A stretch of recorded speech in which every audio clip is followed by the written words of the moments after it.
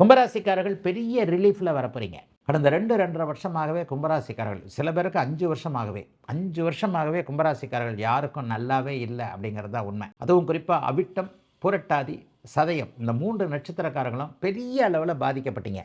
ஜென்மச்சனி அனல் மேல் இட்ட புழு அப்படின்னு சொல்லுவாங்க. தீப்பட்டா புழு எப்படி துடிக்கும், அந்த மாதிரி துடிச்சவங்க தான் அதிகம். கடன் தொல்லைகள், உயிரிழப்புகள், நெருங்கிய உறவினர் இழப்பு, வேலை இழப்பு, பொருளாதார முன்னேற்றம் இல்லை, நமக்கே உடம்பு சரியில்லை, எதுலேயும் ஒரு டல் அடிச்சிருச்சு, சோம்பேறியாக தூங்கிட்டே இருந்து வீட்டில் தண்டச்சோர்னு பேர் வாங்கிட்டேன், லவ் ஃபெயிலியர், பிரேக்கப், மனசு தைரியமாக போகுது. இது வரைக்கும் மனசுக்குள்ளே இருந்து வந்த சோம்பல், விரக்தி போன்ற அத்தனை அமைப்போலும் இனிமேல் படிப்படியாக அப்படியே கும்பராசிக்காரங்கிட்ட இருந்து மாறுங்க.